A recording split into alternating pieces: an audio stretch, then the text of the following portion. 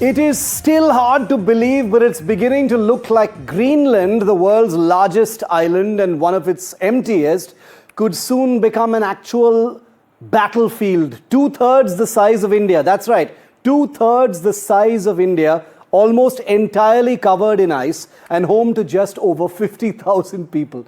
Greenland should be the last place on earth to hear the drumbeat of military conflict. And yet, Donald Trump has escalated his rhetoric dramatically, declaring that the United States will take Greenland one way or the other. He's even mocked the island's defenses as little more than dog sleds. On paper, the idea of a fight sounds absurd. Greenland is administered by Denmark and sits firmly within NATO. The world's most powerful military does not really need to fight anyone to actually get Greenland. Even if it did, the island is defended by barely half a dozen Danish naval vessels and a handful of surveillance aircraft and drones. But Trump has already signaled that NATO itself is not a deal breaker if Greenland is his objective. And that raises an uncomfortable question. Would Britain or other NATO militaries actually stand up to Trump, even verbally, let alone military? Their track record suggests very little appetite. According to a very new report by Bloomberg, several NATO countries, including the UK and Germany, are considering boosting their military presence in and around Greenland. It is unclear with what that actually achieves beyond symbolic European unity, something that may only provoke Trump, ironically, into going a further step. Now, all of this assumes that Russia and China simply watch from the sidelines as the Arctic map is completely redrawn. US senators are now heading to Greenland, we are told, on what is being described as a listening trip, even as Trump refuses to back down. And I'm guessing thousands of journalists, equal to potentially a tenth of Greenland's entire population, are seeking visas to arrive in Greenland and report this developing story. Just imagine that.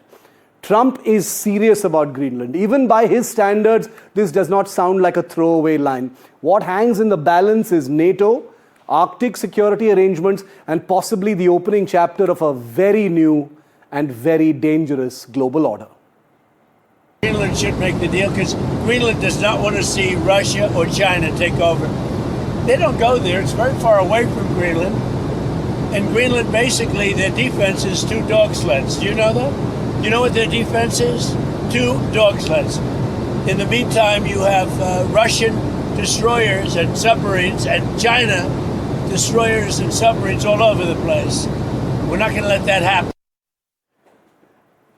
But beyond all the theories and scenarios, there's one map that explains the real reason that Donald Trump wants Greenland. Now, take a look very closely at this map. As the Arctic ice melts, now this of course here is the Arctic, this is Greenland, all of this is Europe, and this is North America. So this is the Arctic Ocean, basically the North Pole of the world. As the Arctic ice melts in this area, entirely new shipping routes are opening up, routes that slash travel time between the Atlantic and the Pacific by thousands of kilometers. Now Greenland sits over here, right at the hinge between the Pacific and the Atlantic Oceans. It sits astride these emerging sea lanes at the choke point between North America and Europe. Now, the sea lanes you see here in red are the existing shipping routes that are taken by ships. They've got to go all the way around the Arctic North Pole because this place is almost entirely ice at this point of time. But with all this ice actually starting to melt, this blue line is a brand new shipping route, and that's what Trump actually has his eyes on. Because if he has Greenland, if he controls Greenland, he controls access, monitoring, and dominance over the most important future shipping corridor literally on the planet. Commercial cargo, energy shipments can all go through this new blue line from the Atlantic into the Pacific and in the reverse direction as well. Energy shipments, military transit, everything. So this isn't about real estate as much as it is about who controls this brand new superhighway of the 21st century, literally on the roof of the world. And in a world with melting ice at its poles, the Arctic is no longer a remote corner of this map. As you can see, it's right in the center. Now, Greenland is one of the biggest places in the world, and yet it hardly attracted attention till a US president set his eyes on it. Strategic to geopolitics, a storehouse of natural resources, Greenland has powerful men from Trump to Putin to Xi Jinping wanting a piece of it.